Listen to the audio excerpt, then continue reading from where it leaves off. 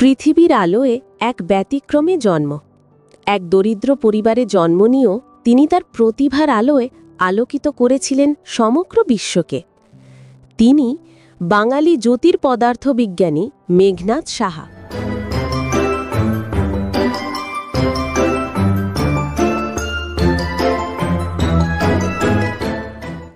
নমস্কার বন্ধুরা, গল্পবন্ধুর দরবারে আপনাদের স্বাগত। আজ আমরা বিজ্ঞানী সিরিজের আরও একটা প্রতিবেদন নিয়ে চলে এসেছি। আজ আলোচনা করব স্যার মেঘনাদ সাহার জীবন ও সংগ্রাম নিয়ে। 1893 সালের 6 অক্টোবর অবিভক্ত বাংলার ঢাকা জেলার শেওড়াতলি গ্রামে জন্ম তার।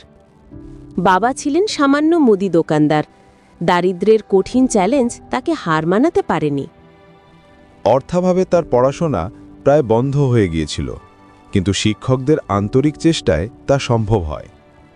1905 সালে স্বদেশী আন্দোলনের সময় তিনি সরকারি স্কুল থেকে বিতাড়িত হন। তবুও তার মেধা ছিল অসাধারণ। তিনি ঢাকা কলেজিয়েট স্কুল ও ঢাকা কলেজে পড়াশোনা করেন। এরপর কলকাতায় এসে তিনি সত্যেন্দ্রনাথ বসু ও প্রশান্তচন্দ্র মহলানবিশের মতো সহপাঠী এবং জগদীশচন্দ্র বসু ও প্রফুল্লচন্দ্র রায়ের মতো কিংবদন্তি শিক্ষকের সান্নিধ্য লাভ করেন। মেঘনাদ সাহার সবচেয়ে বড় অবদান হল তাপীয় আয়নীকরণ তত্ত্ব এবং বিখ্যাত সাহা আয়নীকরণ সমীকরণ বা এসএইচআই থিওরি আবিষ্কার। 1920 সালে প্রকাশিত এই তত্ত্বের মাধ্যমেই জ্যোতির্বিজ্ঞানীরা জানতে পারেন নক্ষত্রের রাসায়নিক ও ভৌত অবস্থা।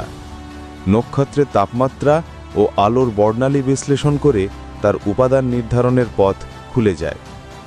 এই আবিষ্কার জ্যোতির্পদার্থবিজ্ঞানে এক নতুন দিগন্ত উন্মোচন করে, যা তাকে আন্তর্জাতিক খ্যাতি এনে দেয়।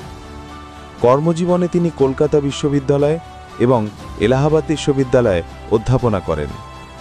এলাহাবাদ বিশ্ববিদ্যালয়ে থাকাকালীন তিনি 15 বছর ধরে পদার্থবিজ্ঞান বিভাগকে আন্তর্জাতিক মানে উন্নীত করেন। তার হাত ধরেই ভারতে বিজ্ঞান গবেষণার প্রসার ঘটে।